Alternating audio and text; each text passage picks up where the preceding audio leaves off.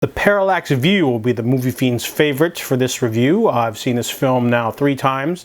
If you're unfamiliar, Parallax View is a conspiracy thriller movie, 1974, one of my favorite subgenres. I love conspiracy thriller movies where, like, you know, there's like a large organization doing what they want and they can kill anyone and people try to uncover it. You know, movies like Jack Reacher or Executive Action, Winter Kills, Domino Principle. There's so many. I've tried to watch all of them, but this one's one of my favorites.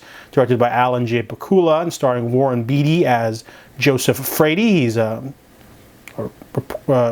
journalist, and he sneaks into a function where a senator is assassinated by a gunman who loses his life falling off the tower. And 3 years later, he's approached by his ex-girlfriend now, and she says that 6 of the 13 people that were there have been killed in accidents. And she starts listing all these shady deaths, you know, drowning here, a heart attack here.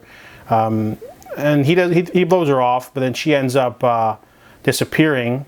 So he feels guilty, so he decides to investigate it himself. And when he tries to find one of the judges of the case, he has to go to Salmon Tail, which is like this tiny little place.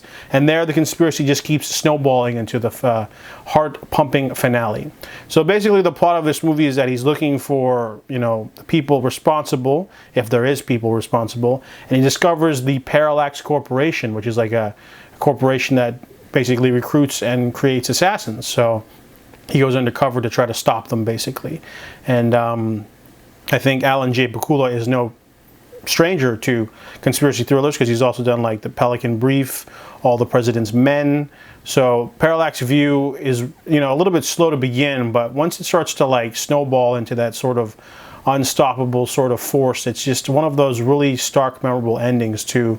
I think that Vince Gilligan, if you've seen Breaking Bad, sometimes he'll have like a violent moment followed by like something really quirky happen in the background as like as a metaphor or juxtaposition, like a character dying, but like, you know, the phone going off in the background. This movie has some of that stuff too in the finale too. A lot of far away shots, landscape shots of just stuff happening, but not close up. It's just, you get like the bird's eye view or the sniper vantage point view, and they do that on purpose.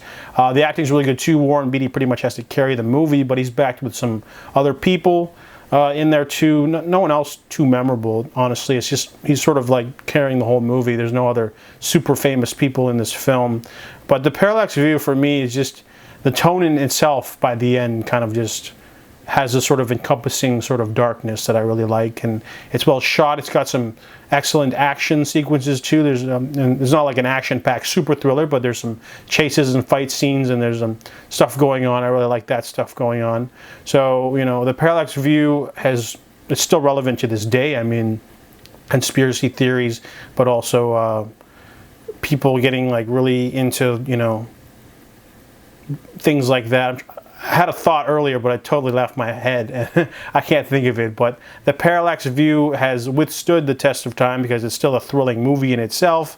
But I also like the sort of, you know, the tone of the movie never changes. It's a very nihilistic view of the world and, you know, things that happen to people.